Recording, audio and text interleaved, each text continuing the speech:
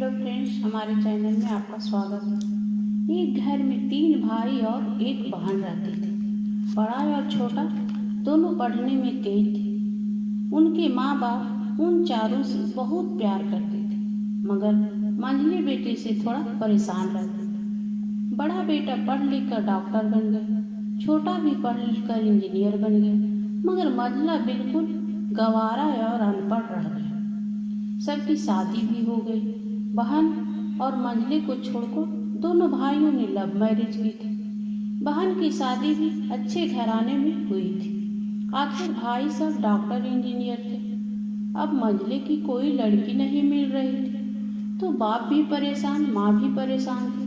बहन जब भी नैहर आती अपने बड़े भाई और छोटे भाई से मिलती थी, मंझले से नहीं मिलती थी, क्योंकि ना तो उसके पास पैसा था और ना उसे ही कुछ देने का था।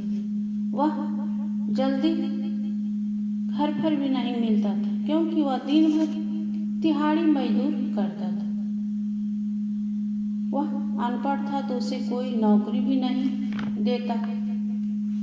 मंझली की शादी किए बिना ही पिताजी गुजर गए। माँ ने सोचा कहीं बंटवारे का बात ना निकल जाए, इसलिए उसकी माँ ने अपने गांव की सीधी सादी लड़की से मंझले की शादी करा दी। शादी होते ही ना जाने मंझले बड़े लगन से काम करने लगे। दोस्तों ने कहा, ए सूरज, आज तो अड्डे पर आना। सूरज ने कहा, आज नहीं, फिर कभी दोस्त।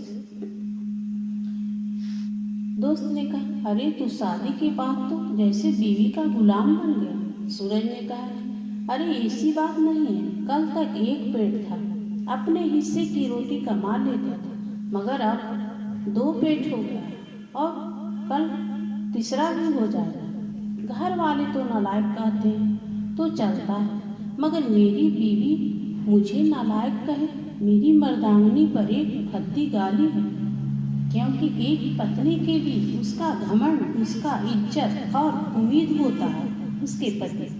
उसका घर वालों ने भी तो मुझ पर भरोसा कर अपनी बेटी को दी होगी, फिर मैं उसका भरोसा कैसे तोड़ सकता हूँ। कॉलेज की डिग्री मिलती है और ऐसे संस्कार माँ बाप से मिलते हैं। इधर बड़ा और छोटा और उसकी पत्नियां मिलकर आपस में फैसला करते हैं कि जायदाद का बंटवारा हो जाए, क्योंकि हम दोनों लाखों कमाते हैं, मगर मंझला ना के बराबर कमाते हैं। ऐसा नहीं होगा, माँ ने कहा। माँ के लाख मना करने पर भी बंटवारे की तारीख तय हो जाती है। इधर बहन भी आ जाती है, मगर सूरज काम के लिए निकलने के लिए बाहर जाता है।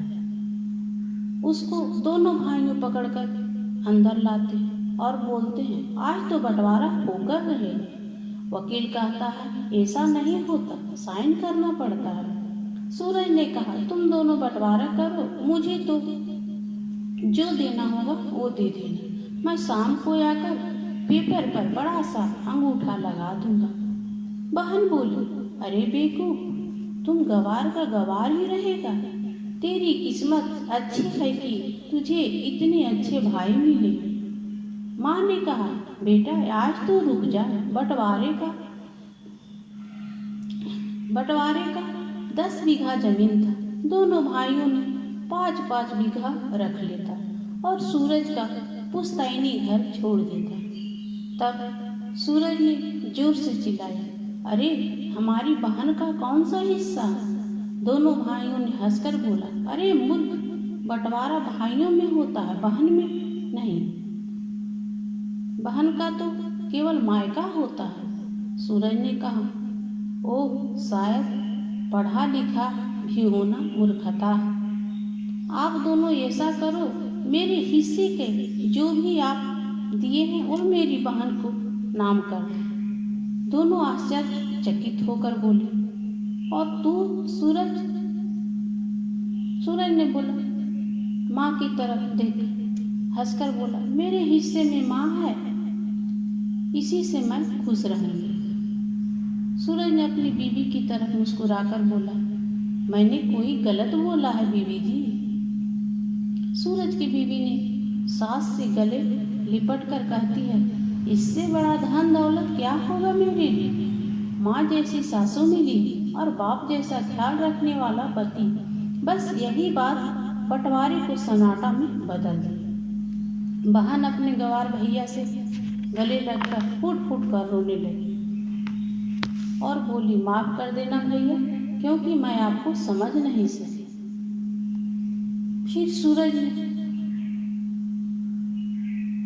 बोला, अधिकार मेरा भी उतना है जितना तेरा है।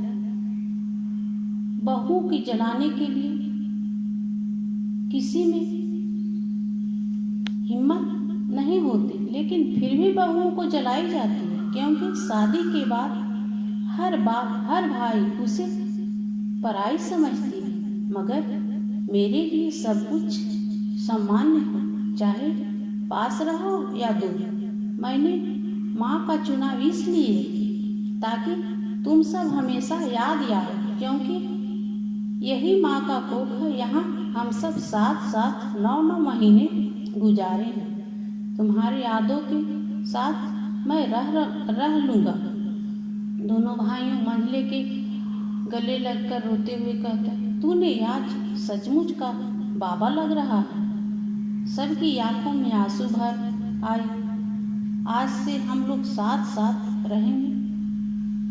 दोस्तों, आज की कहानी कैसी लगी कमेंट बॉक्स में लिखकर जरूर बताएं और मेरे चैनल को सब्सक्राइब